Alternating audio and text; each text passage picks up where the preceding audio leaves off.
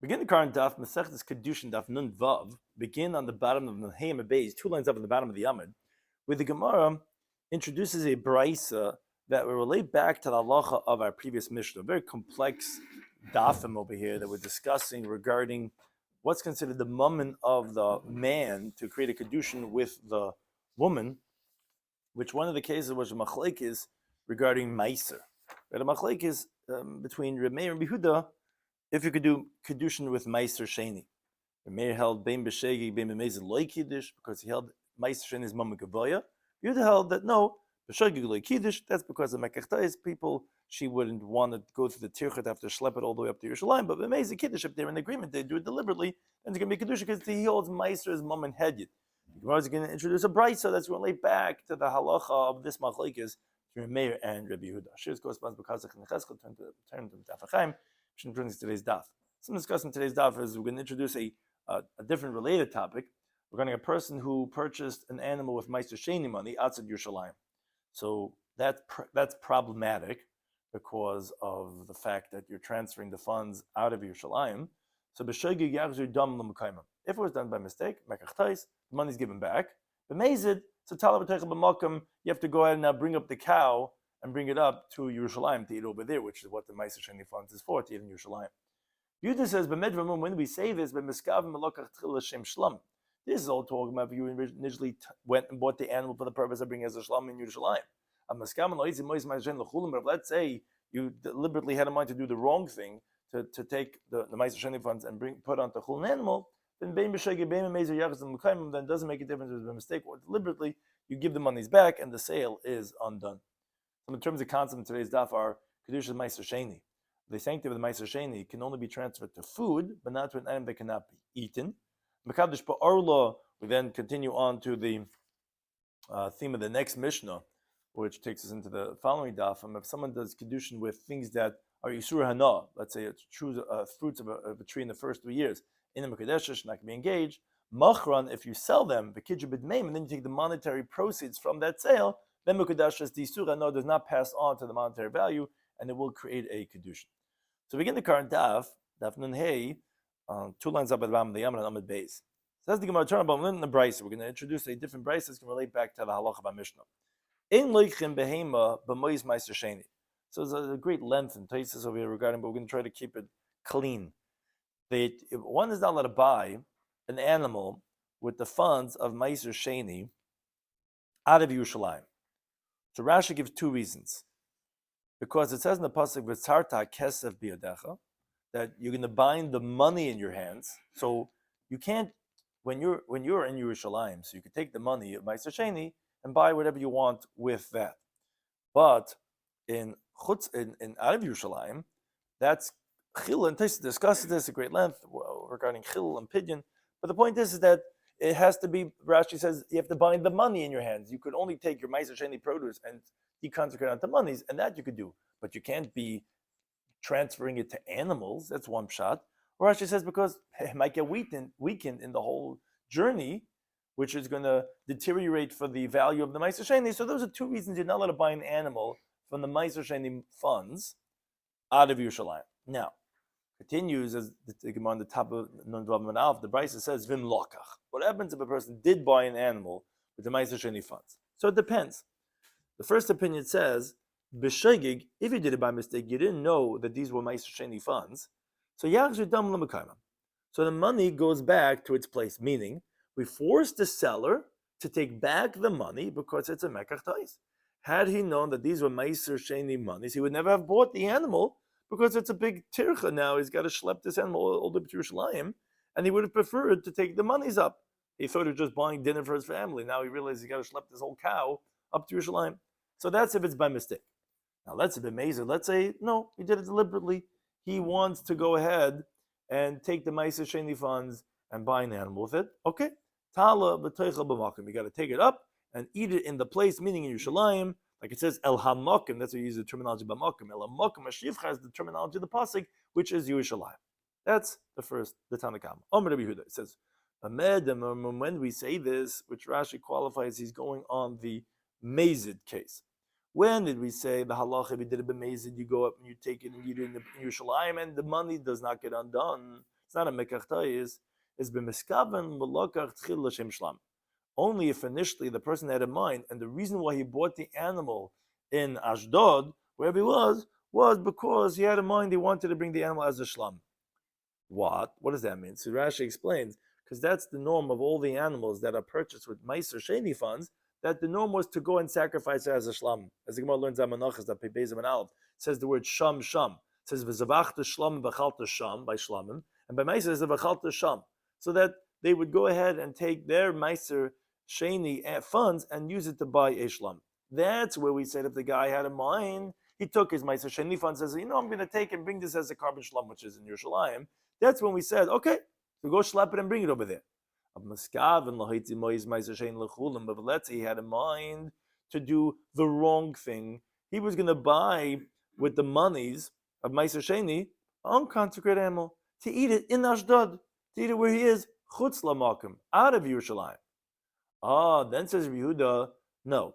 Then even if he did it deliberately, bein b'shogeg, which Rashi comes to jump in, says, wait a second, what do you mean b'shogeg? Aren't we talking about that you just said miskaven? You're going on the case of when he did it b'mezit. Rashi says it's not going on the words this miskaven lahaitz lechulin, because if that would be the case, it wouldn't be a shogeg. This that we said miskaven was going on mezit, and what we're saying was, but if you buy the animal for chulin, which your deliberateness was on the action of intending to go ahead and take out the meiser for chulin, now that intention of taking out the meiser v'chulin could be a shoigig, which is that he didn't know that this was the meiser sheni funds, bein b'mezid, whether deliberately, but the main point is really on this point of b'mezid. Halacha is yachzeru damim l'mukayimam. So he disagrees with the Tanna Kama in his qualification, and he says that no, even if it was deliberate, it's going to be, the monies are going to go back. So if you did it by mistake, it's because mekach toyes, because now you got to schlep up the animal to Yerushalayim. If it was b'mezid, then we penalize the seller who is assisting the buyer for dvar avera. As the Gemara is going to say later on Amud Beis, that's not the mouse that steals the cheese; it's the hole in the wall that steals the cheese. And therefore, this seller who's assisting the buyer to do the wrong thing with his meiser sheni funds, we penalize him and we say, no, the sale is undone, and you go take your money, buyer, and bring it up to Yerushalayim and eat it over there. That's the halacha of the price. And that as the Gemara, but this is where it goes back to the halacha of our previous Mishnah. We learned in our previous Mishnah on Daf Yomi, he said, b'mezid, if someone deliberately took meiser sheni funds and he gave it to this girl that he's dating, and he says, Hared mukadeshes li be tabazu, whatever it is, the halacha is kiddush. It's going to be a Kidushin. Why? Since there wasn't any error, so there is no mekach, and we don't impose a penalty rabbinically to say that it's going to be null and void, which if it was in a way of chil, not of pidyon. So how could you just say that if it's done b'mezid, yachzur dam l'mekaimam? What do you mean? We see in the halacha b'mishnah, Yehuda says that even if it's done b'mezid, meaning as a chilul, that it's going to be valid. So why over there, in the case of buying the animal, is that transaction not going to be valid? So Amar Rabbi Elazar says that our Mishnah, you cannot penalize at all. Why can't you penalize?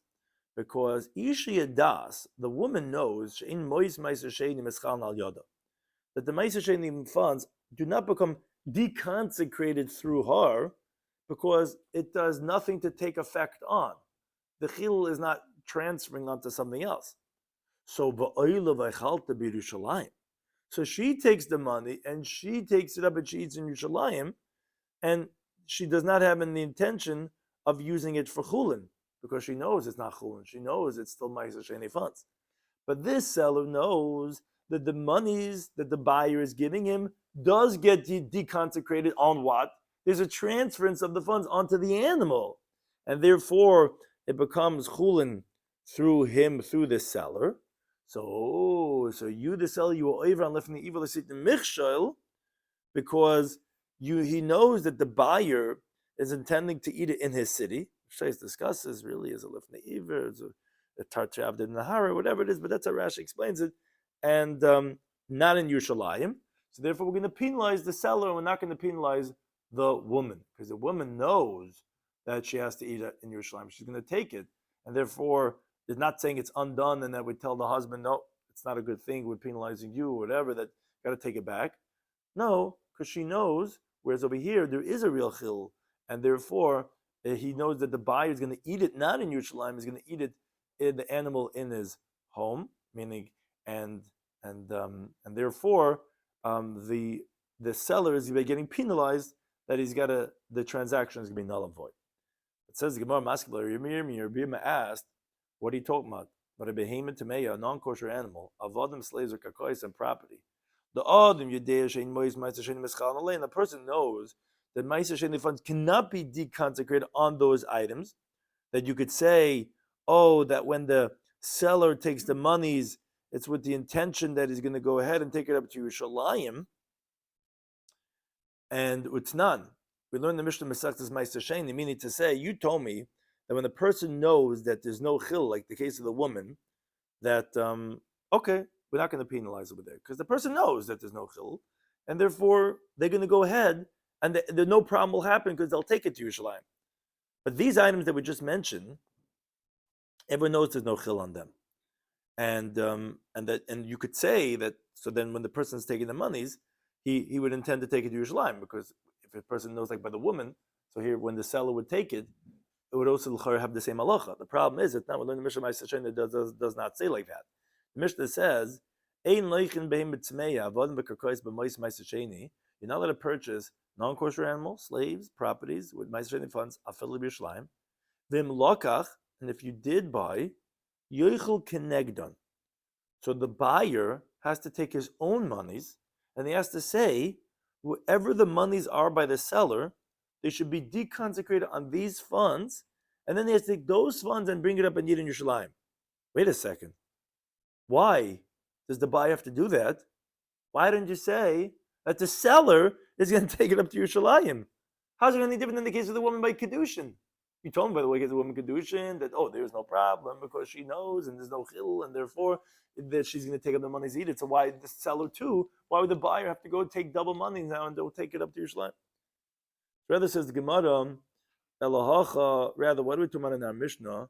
Is Be'isha Chaveira Askina. We're talking about a woman that's a learned woman, to Yada, that she knows that Ma'aser Sheini that does not get deconsecrated through her Kidushin, so she'll take the money and bring it up to Yerushalayim.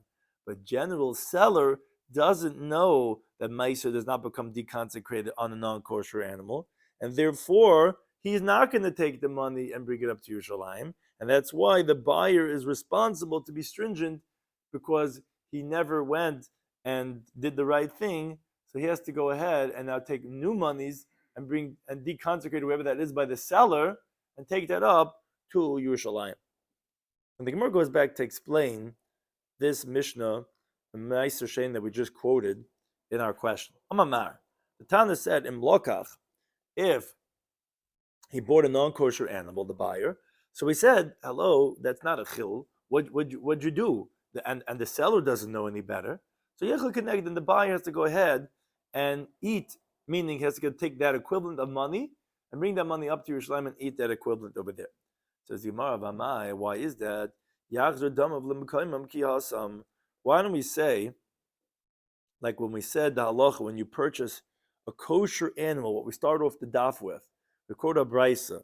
So if you purchase a kosher animal b'mezid out of Yerushalayim, and you had intention to use it from those meiser funds for chulin, we said that we penalize the seller and we require the sale to be undone. Why over here we're penalizing the buyer and we require him to take those equivalent funds and bring it up to Yerushalayim? Why is it any different than the price that we started off with, which is a penalty on the seller? So Amar Shmuel says, as we continue to Amid Beis, we're talking about Kisha Barach. The seller ran away and he has the money by him. So therefore, we can't penalize him. So therefore, we're penalizing the buyer. Says the Gemara, what? The time of the baruch, the reason because he ran away. Holy baruch, but if he doesn't run away, kansin lamoicha, then we would penalize the seller, like the opening price that we said regarding Beit Mitayra. Why? Why don't we penalize the buyer? The buyer is the one that did the wrong thing. Says the Gemara, no, lavach baraganav. It's a metaphor, but a simile. It's not the mouse that steals. It's the hole in the wall that steals. Meaning, if not for the hole in the wall, the mouse goes and hides what he steals over there, he wouldn't be able to steal. So ultimately, the liability is on the seller, who, if there's nothing for him to buy, the buyer would not have committed the sin of misappropriating his Meiser Sheni funds. Says Gemara, what? And if there was no mouse, what does the hole do? Where would he get the stolen cheese that you had? So obviously, we should penalize the buyer, not the seller. So the Gemara, no, but logic would tell us, wherever the prohibited item is, hasam katzina, that's what we penalize. Meaning, the monies are where right now. Right now, the monies of Meiser Sheni are by the Meicher. So it makes sense to penalize him if he was around. The price that says we're going to penalize the buyer is because the seller's not here anymore. So what are we going to do? So you got to take care of it because you're the one we have over here, the buyer, and ultimately it's your Meiser Sheni fund. But if he was around, we would penalize the seller because he's the whole, and moreover, it's where the funds are. We'd say, okay, you got to give the money back to the buyer, take your animal back, and let the buyer do the right thing, which is to take it up and eat it in Yerushalayim. Now we can do an halacha. The next Mishnah. Yeah. It's just we just penalize the seller for the. What do you say? No. Which one is no? No, it's a knas to the seller. That the sale is the transaction is void. We're asking you should penalize the buyer. The penalty by the buyer is when there's no. The knas would be that he has to go and take his own monies and bring it up like we actually do when the seller's not around. He doesn't get back his money. The seller, we're asking if let's say the seller is saying the seller's like, I sold you something, we're done. But the buyer's like, but I didn't do my halacha of bringing it up to Yerushalayim. So no problem. Go take other funds and bring it up to Yerushalayim. That's what we're asking, that you should penalize the like Taisa says. Taisa says, and we don't nullify. We don't void the sale. But it depends actually on like Taisa goes through from Amanav, how different Rishonim learn what actually happens. But that's the simple explanation. So that would be the penalty on the lekech. Now we can look at the next Mishnah, which continues on again these monies of Kidushin that the man has to give to the woman. He has to give her something of value. So this Mishnah talks about Isure Hana, which as the Gemara is going to learn out, these are all prohibited to have benefit from, and therefore they're not going to be a valid Kidushin because you're not giving her anything. Hamakadosh ba'arla, something Kidushin with the fruits of a tree in its first 3 years, or beklai hakerem, or with a forbidden mixture in a grape in the vineyard, or b'shar haniskal, an ox that's supposed to be stoned because it killed a person, or be'egla rufa, where they found a dead body in between cities and they have to decapitate the calf, or b'tzayra mitzayra, where mitzayra in his purification process brings certain birds, b'sar nazar, the hair of the nazar, upetach hamar, the firstborn of the donkey, ubasa b'chalav, or a forbidden mixture of meat and milk, or v'chulin shenishach b'azar, someone took an unconsecrated animal slaughtered in the courtyard. Any one of these items, if you give it to the woman, it's not going to be a valid kedushin. But if machar kedushin, man, let's say you sell any one of these items, and then the monetary proceeds you use, you give that to the woman, then Makadesh, she's going to be engaged because the monies do not snatch the same prohibited status as the Gemara is going to learn later on Daf Nun Ches Amud Aleph. So the Gemara says, Ba'ar L'Manalan. So the Gemara starts the whole list of how do we know all these items are in fact Isurei Hanam. How do we know our list forbidden to have benefit? The time we learn the Brayso, the passage says by Yikra, Areilim lo ya'achal. So it's a little bit easier than the previous stuff. And this just brings sources of all these different things that they're asa b'hana. The pasuk says, Areilim, they're stuffed up, lo ya'achal, they should not be eaten. So ainly Isra Achila, I would only know that they're prohibited to be eaten, like it says, lo ya'achal. Hana minayin, how do you know they're forbidden to have any benefit? You should not have any hana. And you should not use it as a dye, which, for example, that there are certain fruits that you could dye with, like, for example, the peels of the nuts, because a shamer for the pre is forbidden just like the peri itself. And how do I know that you cannot use it to light a candle, for example, let's say from oil, which Taisa explains. It says, didn't you already tell me it's us about no? Why do I need to say about dying and about lighting his candles? Taisa says that you would have thought to say that dying is just a color and it's nothing. So you have to say that no, that's considered like also hana. And what do you have to say about lighting? You would have thought to say it's permitted because it's actually destroying the item. And to say no, it's also in all types of in situations just like that. That's forbidden to have benefit. In the way that it's normally had benefit. Is permitted, but the normal way of having enough mitzvah, how do you know that's forbidden to have enough? It says in the pasuk, "Varaltem arlasai." What's the terminology of araltem arlasai? Is the rabbis is common to include all these things, not only bes achila, but even all these other things that are prohibited to have benefit. Next item we said in the Mishnah was bekla hakerem, forbidden mixture of a grapevine that was planted together with other crops. How do you know that there's Isser Hana? So Amachizki says, the pasuk says in the bottom. It says in the pasuk where it says, don't plant your vineyard of the forbidden mixtures. It says pen tikdish. So what does that mean, pen tikdish? Maybe it's going to be sanctified. You could read it as pen tukat eish. Maybe you have to burn it in the fire. Meaning to say, because it's going to have Isser of Hana. You can't have any benefit. You got to burn it. Rabbi Shloimy says no. You can read it pen kodesh. Maybe it's going to be holy. I mean, just like kachim is also ba'ana, so to klai karem. But then the Gemara says ima kodesh. But if you're comparing it to kachim, toifes is dama. The halacha by kachim is when you transfer the kachim with another item, that other item gets the monetary value v'yitzla chulin, and then it goes out to be chulin. Av klai karem toifes is dama v'yitzla chulin. So then by you should say the same thing, that now the monies get to Kedusha and the item goes out to Bechul. Why do you learn the Mishnah that if you sell it and you sanctify, if you Mekadesh the one with the monies from Kedushes, obviously that we don't say the monies has to Isser. So Gemara says, rather it's clear, you have to say like the first pshat, that's pen tukat eish, not pen yekodesh, because it's not like kachim. Kachim, even the monies become forbidden, and here we're saying that the monetary proceeds are not forbidden. Next item we said in the Mishnah was Sharhaniskel, the ox that stoned for having killed a person. So the Gemara says, how do we know that that animal is asabana? Because Tanya learned the Brayso from the fact that it says in the pasuk in Shemais, "Sakal yisakal ashar," the ox will surely be stoned. Any dish in the veli, don't I know that since you're stoning it, it's obviously was not properly slaughtered. It's an avela. Now, in the vela, we already know from a pasuk in Devarim Yudalad leisoichel kon avela. I know that asabachila. Of course, it's forbidden to be eaten because nevela. So what's the pasuk teach me? You cannot eat the meat of the sharaniskel. Of course, it's not kosher. It wasn't slaughtered. It's nevela. Rather, it's coming to teach you if you slaughter the animal after the verdict was handed down that it has to be stoned before it was even stoned.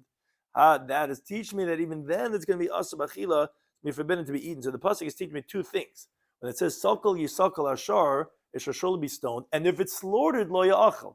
So it's not saying lo ya'achal on when it was stoned. Now, and how do we know that it's even forbidden to have benefit from it? It says in the pasuk about ashar naki. The owner of the ox is clean. Now, my mashma, what do you see from there of an Isra Na on the Shahanisko? So Shem Ben Zaym says, because like a person says to his friend, Yotza Pleni Nakam Nechasav, he was wiped out, he's cleaned out from all his assets. He doesn't have any benefit from it all. It's like he's cleaned out. That means to say that he doesn't have any benefit from it, he doesn't have any monetary value. So that's how you know that there's Isra Na on the Shahanisko. The Gemara, however, asks on the Brayso, how do you know when it says in the pasuk that you should not eat its meat? Is like the Brayso said, it's come to teach you that after it was slaughtered, that even before it was stoned, it's coming to tell us that it's forbidden to eat its meat. How do you know that? Maybe no, if you slaughtered after the verdict was handed down before it was stoned, so you properly slaughtered, maybe it's going to be permitted. So what's lo yachol coming to teach me? Of course, it's in a vela. If it was after the stoning, maybe hecha the sakale miskal asa. No, maybe it actually is coming to teach me for the halacha of after it was stoned. But that I already know it's forbidden to be eaten. Maybe it's coming to teach me that it's going to be asa bahana, because lo yachol also could mean isra na. Where do you find that? That the truth is, if it was stoned and it's nevela, you wouldn't know that it's going to be asaba na, because the Gemara is going to shortly actually tell us in the nevela, the pasuk explicitly tells you that there's a permission to have hana from it. So maybe therefore we wrote explicitly over here by the Shar Niskal, which I don't have to write you can't eat it. I already know you can't eat it. It's nevela. No, I have to tell lo yachel, and not to tell you that it's mutter b'hana. Because by nevela we say it's asa to be eaten, and we tell you it's mutter b'hana. So here, if we only say asa achila and we don't say mutter b'hana, it would seem to connote there's also sana. Maybe that's what the pasuk is coming to teach us. And wait a second, what are you going to do with balashar naki? You're going to use it for a different drasha, as the Gemara is going to tell us later on, either for half of kaifer or for the monetary value of the miscarriages, whatever it is. Kadamar b'ba Rabbi says, "Kamakom shenema lo yachal lo yisaychel lo yisaychelu echades achil ve'echades ana." This that says not to eat it means not just eating; it means even this ana.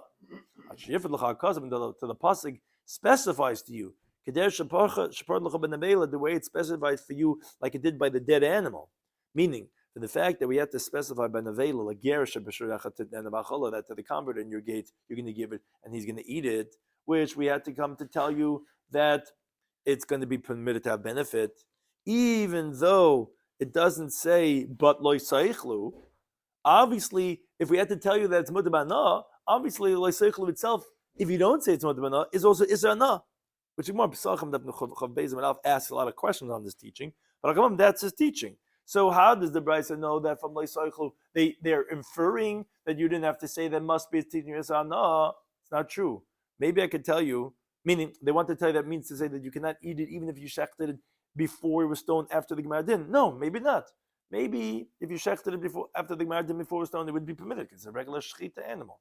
This that says Lo Yisaychlu is coming to teach you Isra no, because it doesn't tell you that it's a heter hana. And you see by nevela where it says Lo Yisaychlu and then it says a heter hana, the inference is when you don't say heter hana, Lo Yisaychlu includes, says Rabavo, even Isra hana. Maybe that's what the pasuk is coming to teach me. And that we won't learn out from like how the Gemara said before, Bala Sharnaki is teaching you this hana. That will teach you something else. So how does the Bryce know to learn it this way? So the Gemara, no. Hanamili, when did we say that we're going to learn out of Isra hana from the terminology of achila? As heichad and afkalan isa achila lo yachal. That's only if you know the reason why you can't eat it is because it says lo yachal. That since yet you had to say a prohibition on the eating, so including all the hanois in the terminology of achila, which we learned from the vela, where it says lo yachal, and that's teaching you that you cannot eat that the nevela. And isa no is also included over there, like we said. But over here in the case of the Shai Niskal, isra achila, the way you want to learn it, the isra of eating it is learned out from somewhere else.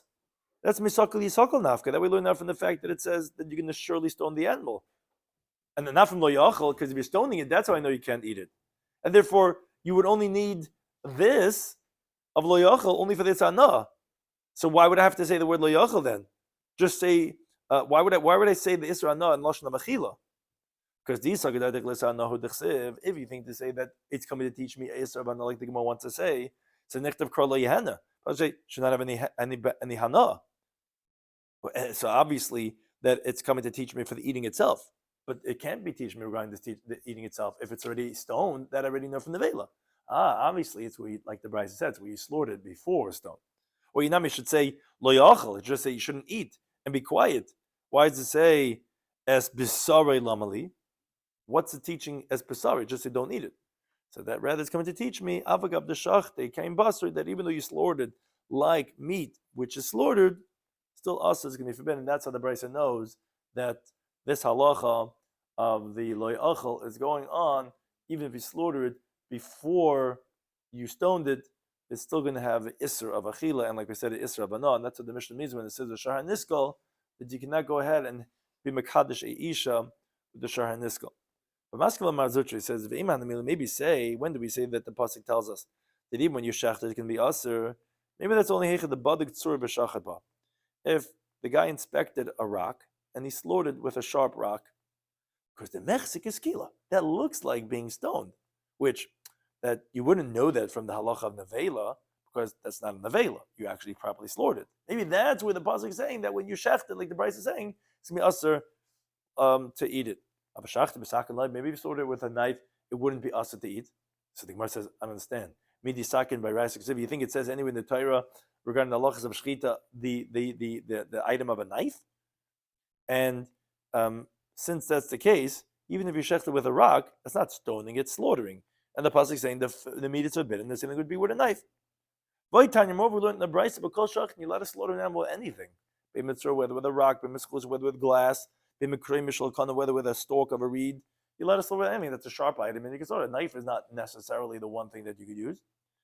So therefore, that wouldn't be a reason to say that if you shech with a knife, it would be permitted. So now the Gemara says, now that we learned out the prohibition of eating and the prohibition of having benefit, both of them are learned out from lo yochel, like Rabbi Vo is halacha, that you're not allowed to eat it is because we didn't stone the animal yet. You actually slaughtered properly, and still the pasuk is telling you, like the Bryce that said, lo yochel, you're not allowed to eat it, and obviously Rabbi Vo said not eating includes this anah too. So hai bala shor nokil ma'asan. Now what do? The Gemara had originally thought that the place the Isra Hana from, they thought it was talking about that you learn it out from bala shor noki. She was cleaned out that he can't have any benefit from it, but you don't need it. Once Rabbi Vo's teaching that from lo yochel also teaches hana, what do you need bala shor noki for? So the Gemara says that would teach us other things. That's lahanos oidoi. That's coming to teach us that the skin of the animal is forbidden. Why do I need a special limit for that? So you would have thought to say lo yochel es besar, except it says not to eat its meat. Yeah, besar also. Yeah, the meat is forbidden to be eaten and to have hana from it. But the skin, maybe you think the leather would be permitted. So you need bala shor noki. No, he's totally wiped out. Then the Gemara says, according to those other Tanoim which are brought in Baba Kamad of Memal from base, that they use this pasuk of bala shor noki for other things. For example, the chatzi kaifer. What's chatzi kaifer?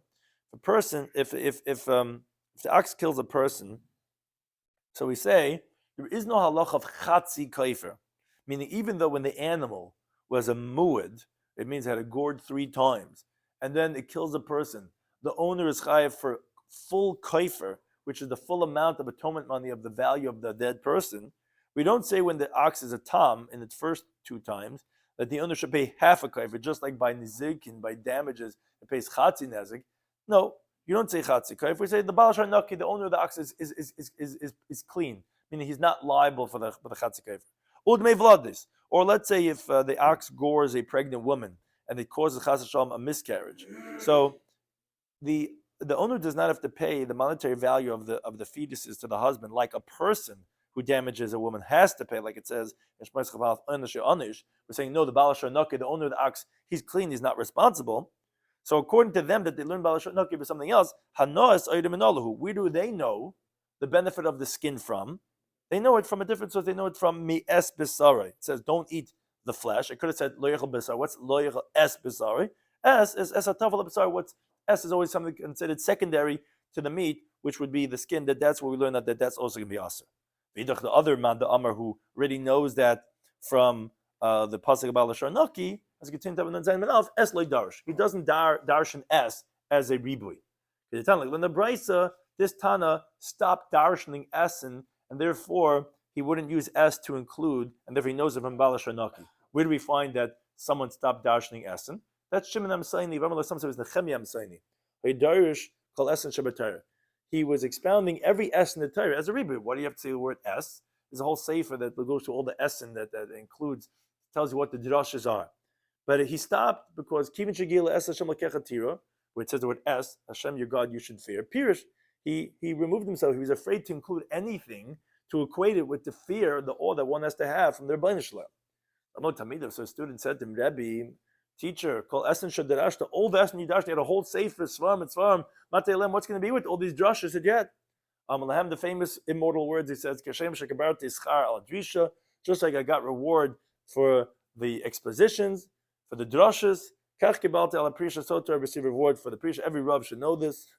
For the drushes, just like you get reward, you get paid for drushes, so too the island is very happy when you don't, that you get reward for the Prisha of not darshaning the Essen. No, there is what to darshan. Hashem God you should feel the rabbis tamid the chacham to include tamid scholars that moeder rabbuch kemoeder shemayim, and there is what to include from the esma kapon. The Tana that does not use s is the Tana who learns out from bala shor noki because he doesn't want to darshan essen like he saw by Hashem. Thank you to any time.